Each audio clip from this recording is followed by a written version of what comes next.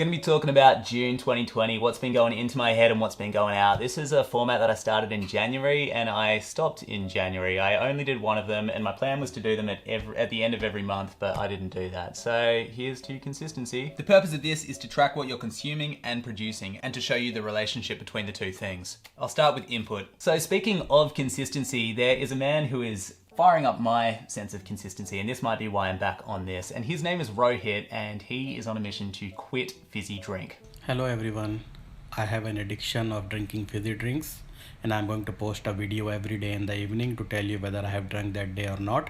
It's just gorgeous. Every day he uploads a video of him saying that he's not going to drink fizzy drink today, and every day hundreds of people in his comment section encourage him. Hello everyone, no fizzy drink for me today, and tomorrow is Sunday.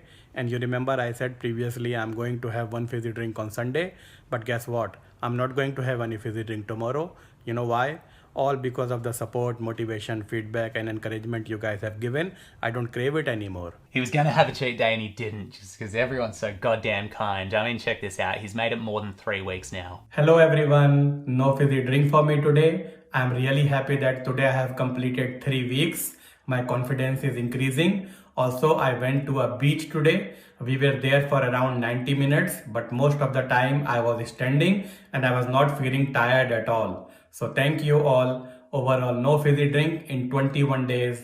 Thank you very much. It's so beautiful to know that that optimism exists. And if you want to have a good day, if you want to feel good, I would thoroughly recommend going on Rohit's TikTok and just watching all the videos from day one to wherever day we are now. It'll fill you with a very nice feeling. You watch a guy get happier, you watch him lose weight, and you'll see the nicest comment section on the internet. So that's the first thing that I want to talk about that's been going into my head. And the second thing that I want to talk about that's been going into my head is pretty much the opposite.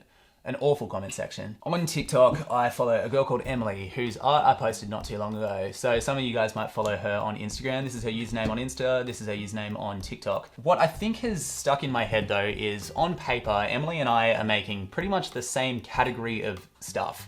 We both make art, we both make these funny, wacky, surreal videos, but we both have a very different comment section. And the reason is purely about demographics. Because, and only because, Emily is an Indigenous creator, she has so much racist hatred in her comment section, and she, exclusively to her personal credit, turns these comments into more content, which is funny, and I could only imagine ridiculously empowering if you're another Indigenous person who is getting these comments on the daily. Oh, the shop one again. Where I work, all the robberies have been by Aboriginals, so tell your kind not to. Yeah, well, your kind stole the whole fucking continent. When I asked Emily if I could include her in this video, she said something that really stayed with me. She said, "Would definitely raise awareness as well, and this weird two-world thing where I'm othered or seen as inherently political/controversial, but my non-Indigenous counterparts are just seen as artists or comedians. While I can opt out of the conversation, she can't. And so therefore I shouldn't. And if you don't want to either, this is what she has to say."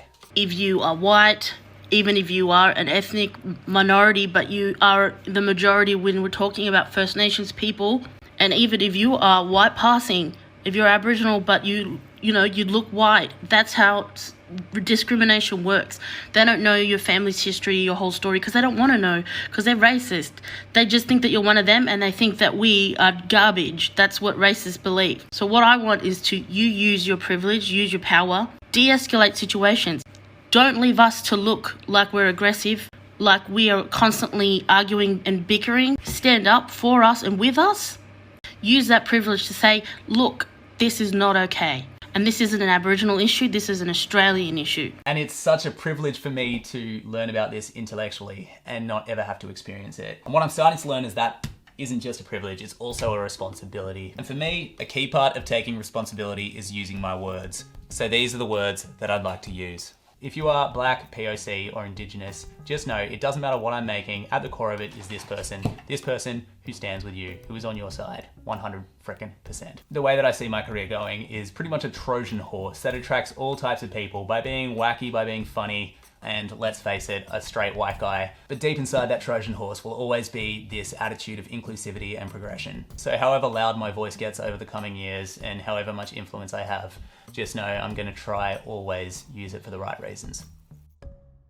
And the final bit of input that's really had an impact on me is the book I'm reading, Can't Hurt Me by David Goggins. It's basically the biography of a Navy SEAL. The lesson that has most struck out to me is he says, when you think you're done, you're only 40% done. And I've been trying to embody that in every way that I can this month, and hopefully forever, because I think it's really, really cool. So that's input. Now we're gonna talk about output. What's been going out of my head, man?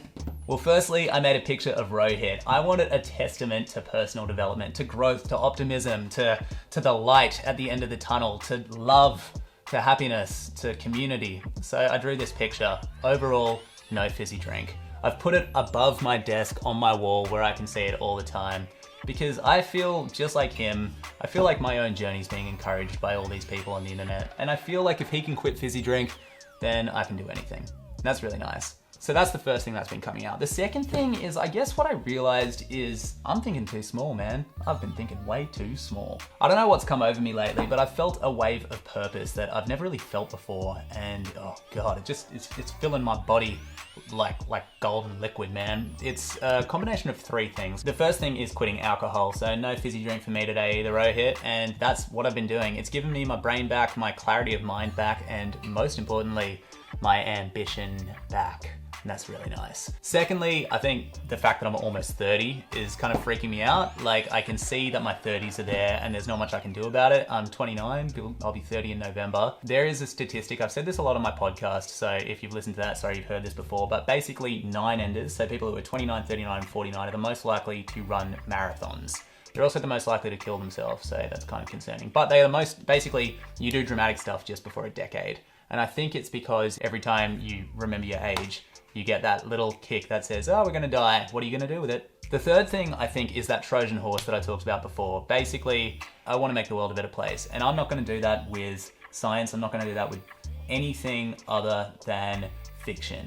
And so this is what I've now come up with. I've decided to build an animation studio. I want to make Australia's answer to Studio Ghibli with the tone of Adult Swim. And don't worry, I can also see the audacity in saying something like this, and I fully recognize that it'll take me 20, 30, 40 years. So I've started that. I've started the process of animating our first series. That'll be out later this year. We're moving into an actual studio in July, and there'll be more on this to come. I promise you it'll be really exciting. And it's kind of shown me, I guess, how to turn a slice of internet real estate into a career, which for me is the biggest lesson, is that you kind of fall forward roughly in a direction until bang, all of a sudden you're like, okay, I think this is what I want to do. I want to tell amazing pieces of fiction that make people laugh, make people grow, make the world just a little bit nicer. So that's what I've been doing a lot of this month, is kind of setting up things in order for the studio to flourish. Other things that have happened this month, I made a bunch of videos. I did this cute little tattoo on my friend, ACAB, all cops are beautiful, and started on quite a few new designs and stuff. So a lot of that stuff will be coming out later in the year.